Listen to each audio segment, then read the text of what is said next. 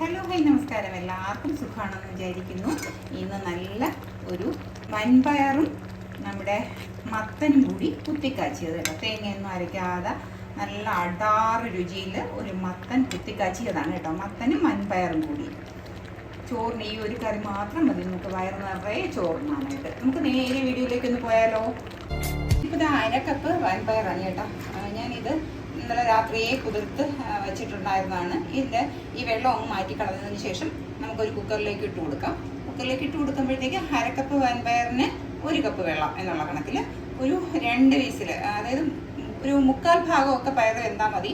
അതിൻ്റെ കൂടുതൽ തന്നെ നമുക്ക് മത്തങ്ങ ഇടണം. അപ്പോൾ ആദ്യം ഒരു 2 വിസിൽ വന്നതിന് ശേഷം ഇതിങ്ങ് ഓഫ് ചെയ്ത് മാറ്റിയതിന് ശേഷം അതിൻ്റെ എയറൊക്കെ പോയതിന് ശേഷം നമുക്ക് മത്തങ്ങയും കൂടി ഇട്ട് കൊടുക്കാം. അതായത് കണ്ടോ, വെള്ളം ഒഴിച്ചിട്ടുണ്ട്. ഇനി കുക്കർ മൂടി വെച്ച് ഒരു 2 വിസിൽ കേട്ടോ. മത്തൻ ഇതായിട്ട് വെച്ചിട്ടുണ്ട്. മത്തൻ്റെ ഈ അകത്ത ഭാഗത്തെ പുഴുവിൻ്റെ ഭാഗമൊക്കെ നമുക്കൊന്ന് മാറ്റിയിട്ട് മത്തൻ ഒരു ചെറിയ വലിയ പീസായിട്ട് തന്നെ കട്ട് ചെയ്തെടുക്കാം കേട്ടോ. അപ്പം ഞാൻ ഇത് കട്ട് ചെയ്തെടുത്തിട്ട് തരാവേ.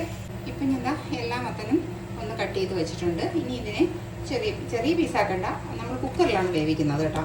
കുക്കറിലിട്ട് ഒരു വിസിൽ എടുക്കുകയാണ് ചെയ്യുന്നത്.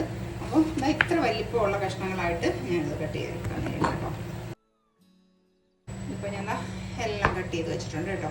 ഇതിന് നന്നായിട്ട് കഴുകിയെടുത്തിട്ടുണ്ട്. അപ്പം ഈ പയറിൻ്റെ വിസിലൊക്കെ 2 വിസിൽ വന്ന് ഇപ്പോൾ ഗ്യാസ് ഓഫ് ചെയ്ത് വെച്ചിട്ടുണ്ട്. ഇനി അതെന്തായെന്ന് കൂടി നോക്കാം. പയറൊക്കെ വെന്തിട്ടുണ്ട്, അത്യാവശ്യം വെന്തിട്ടുണ്ട് കേട്ടോ. ഇത്ര വെന്താൽ മതി. 1 വിസിലായാലും കുഴപ്പമില്ല കേട്ടോ. പയറായിട്ട് തന്നെ കിടക്കണം, വെന്തുടഞ്ഞങ്ങ് പോകരുത് കേട്ടോ. അത് പ്രത്യേകം ശ്രദ്ധിക്കേ. ഇനി ഇത് വെച്ചിട്ട് ഒരു വിസിലും കൂടി ആ പയറിൻ്റെ ആ ഒരു വെള്ളത്തിൽ തന്നെ കിടന്നോട്ടെ. അല്പം മഞ്ഞപ്പൊടിയും ഉപ്പും കൂടി ഇട്ട് കൊടുക്കാവേ. അല്പം വെള്ളം കൂടി ഒഴിച്ചിട്ട് ഇതിനെ വേവിച്ചെടുക്കാം. 1 വിസിൽ കേട്ടോ. 1 വിസിൽ വന്ന അപ്പോൾ തന്നെ അങ്ങ് ഓഫ് ചെയ്തോളണം കേട്ടോ.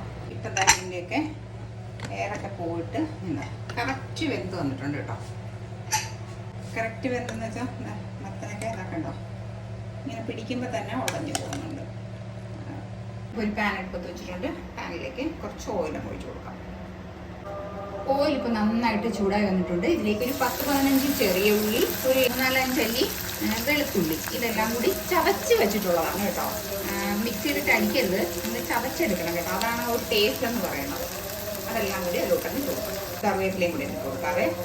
ഇപ്പോൾ ഇതാ ഒന്ന് മൂത്ത് തുടങ്ങിയിട്ടുണ്ട്. ചെറുതായിട്ട് ആ സൈഡിൽ നിന്നൊക്കെ ഒന്ന് മൊരിഞ്ഞ് തുടങ്ങിയിട്ടുണ്ട്. ഈ സമയത്ത് നമുക്ക് ചില്ലി ഫ്ലേക്സ്, ചുവന്ന മുളകുണ്ടല്ലോ, അത് ഒന്ന് മിക്സിയിലിട്ട് ക്രഷ് ചെയ്തെടുത്ത് ഉണക്കി ഒന്ന് ക്രഷ് ചെയ്തെടുത്തതാണ് കേട്ടോ. അത് നമ്മുടെ എരിവ് എങ്ങനെയാണെന്ന് വെച്ചാൽ അതനുസരിച്ചിട്ട് ഞാൻ 2 ടീസ്പൂൺ ഇട്ടിട്ട് കൊടുക്കുന്നുണ്ട്. ഇത് മൊരിഞ്ഞ് തുടങ്ങിയിട്ടുണ്ട്. നമ്മൾ ചെറിയ ഉള്ളിയും വെളുത്തുള്ളിയൊക്കെ ഇട്ട് കഴിഞ്ഞാൽ ടേസ്റ്റ് കൂടുതലേ ഉള്ളൂ കേട്ടോ. ചെറിയ ഉള്ളി കൂടുതൽ ഇടുന്നതോറും അതിൻ്റെ ടേസ്റ്റ് കൂടുതലാണ്. സവാള ഇടണ്ട കേട്ടോ. സവാള ഇടുന്നതിനേക്കാളും ടേസ്റ്റ് കൂടുതൽ ഇതാണ്. ഇതിപ്പോൾ എല്ലാം നന്നായിട്ട് മുരിഞ്ഞ് വന്നിട്ടുണ്ട്. നമ്മുടെ വെളുത്തുള്ളിയും ചെറിയ ഉള്ളിയും മുളകും ഒക്കെ നന്നായിട്ട് മുരിഞ്ഞ് വേണ്ട ഒരു ക്രിസ്പി സൗണ്ട് കിട്ടുന്ന കേട്ടോ. അതേപോലെ മുരിച്ചെടുക്കണം കേട്ടോ. ചെറിയ തീയിലിട്ട് ഒന്ന് നമ്മൾ ഇളക്കി എടുത്തു കൊടുത്താൽ മതി. അത് എടുക്കണമെന്നുള്ളതേ ഉള്ളൂ. ഇനി നമ്മൾ ഈ എടുത്തു വെച്ചേക്കുന്ന ഈ സാധനങ്ങൾ ഇതെല്ലാം കൂടി ഒന്ന് ഉടച്ചങ്ങ് എടുത്തു കൊടുത്താൽ മതി. 1/4 ടീസ്പൂൺ കേട്ടോ. അവസാനമായിട്ട് ഒരു 2 കറിവേപ്പില ഇടുമ്പോൾ ഒരു ടേസ്റ്റും മണവും ഒക്കെ ആണല്ലോ.